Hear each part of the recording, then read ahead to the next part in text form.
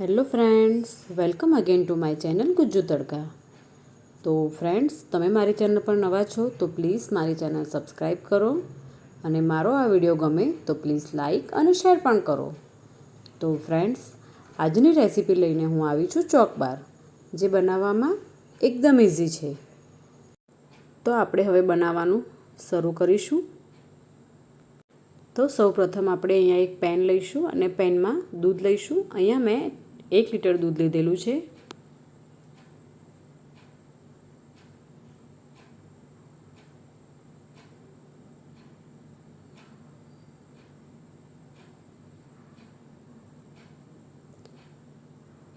ત્યારબાદ હવે આપણે મિલ્ક પાવડર લઈશું. અહીંયા મેં 5 થી 6 ચમચી મિલ્ક પાવડર લીધેલો છે અને તેને આપણે દૂધમાં એડ કરી દઈશું અને બરાબર મિક્સ કરી લઈશું.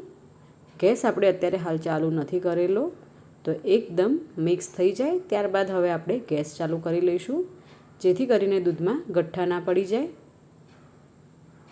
તો હવે આપણે આ બધી પ્રોસેસ મીડિયમ ફ્લેમ ઉપર જ કરીશું. હવે આપણે તેમાં શુગર લઈશું. અહીંયા શુગર મેં 5 ચમચી લીધેલી છે. તમારે જે પ્રમાણે ટેસ્ટ જોતો હોય તે પ્રમાણે તમે લઈ શકો છો.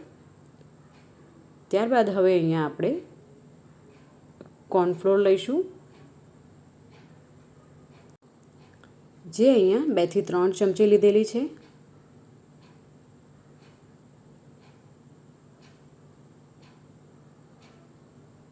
ત્યારબાદ હવે આપણે ઠંડુ જે દૂધ છે તે થોડું ઠંડુ દૂધ આમાં એડ કરીશું.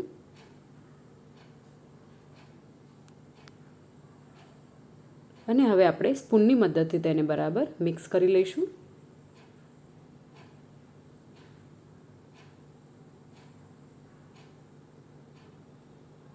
તો આ એકદમ સરસ મિક્સ થઈ ગયું છે.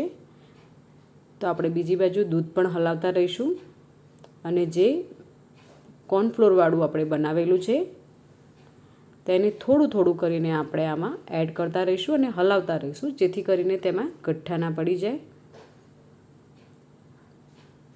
અહીંયા તમારે કોન્સ્ટન્ટ હલાવતા જ રહેવું પડશે.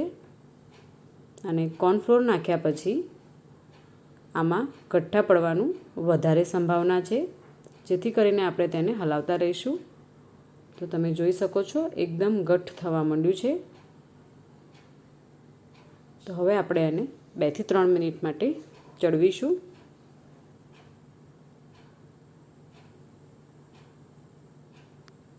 હવે તેમાં 4 થી 5 ટીપા આપણે વેનીલા એસેન્સ નાખીશું, જેથી તેમાં એકદમ સરસ ફ્લેવર આવી જાય વેનીલાની. અને તેને હલાવી લઈશું.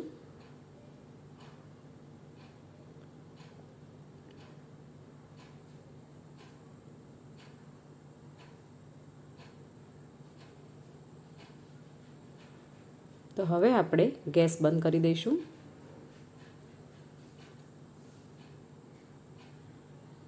ત્યારબાદ આપણે અહીંયા આ રીતના મોલ્ડ લેવાના છે અને મોલ્ડમાં આપણે તે મિશ્રણ ભરી લઈશું.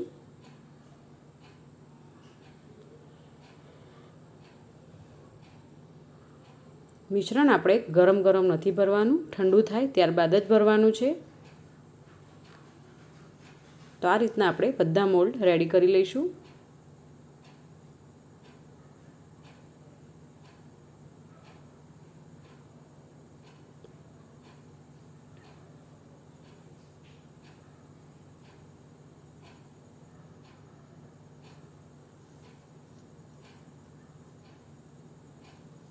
તો મોલ્ડ આપણા ભરાઈને અહીંયા રેડી થઈ ગયા છે. તો આપણે 2 થી 3 વાર એને આ રીતના ટેપ કરી લઈશું. હવે એલ્યુમિનિયમ કોઇલ જે છે તેને આપણે ઉપર વીંટાળી દઈશું, જેથી કરીને તેમાં બરફ ના જામી જાય. અને ચપ્પાની મદદથી આ રીતના હોલ કરીને આપણે સ્ટીકની અંદર ફિટ કરી દઈશું. આ રીતના બધા મોલ્ડ રેડી કરી દેવાના છે. હવે આને 8 કલાક માટે આપણે ડીપ ફ્રીઝરમાં મૂકી દઈશું. ત્યારબાદ આપણે આ રીતનો એક ચોકલેટ બાર આવે છે તે લીધેલો છે, જે બજારમાં એકદમ ઇઝીલી મળી રહે છે. તો હવે આપણે આને સમારી લઈશું. એક વાસણમાં આપણે પાણી લઈશું અને તેની ઉપર આ ચોકલેટને આપણે આ રીતના મૂકીને ડબલ બોઇલ કરવાનું છે અને ચોકલેટને આપણે આ રીતના મેલ્ટ થવા દેવાની છે. તો તમે જોઈ શકો છો ચોકલેટ એકદમ મેલ્ટ થઈ ગઈ છે. તો આપણે ગેસ બંધ કરી દઈશું. ચોકલેટ એકદમ ઠંડી થાય ત્યારબાદ આપણે કાચના ગ્લાસમાં તેને લઈ લઈશું.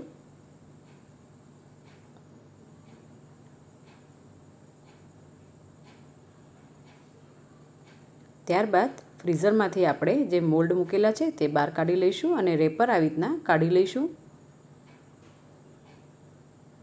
હવે આપણે પાણીમાં તેને 30 સેકન્ડ જેવું મૂકી રાખીશું, જેથી કરીને તે એકદમ ઇઝીલી નીકળી જાય. તો 20 થી 30 સેકન્ડ થઈ ગઈ છે, તો આપણે મોલ્ડમાંથી બહાર કાઢી લઈશું. તો તમે જોઈ શકો છો ગુલ્ફી અહીંયા રેડી થઈ ગઈ છે. તો આપણે આ રીતના જે ચોકલેટ સિરપ રેડી કરેલી છે તેમાં આપણે બોળી લઈશું.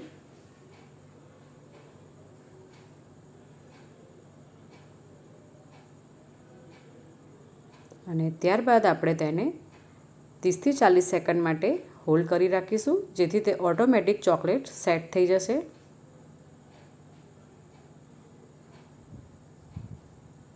તો ફ્રેન્ડ્સ, આપણો ચોકબાર અહીંયા રેડી થઈ ગયો છે અને બીજા બધા ચોકબાર પણ આપણે આ રીતના જ રેડી કરવાના છે.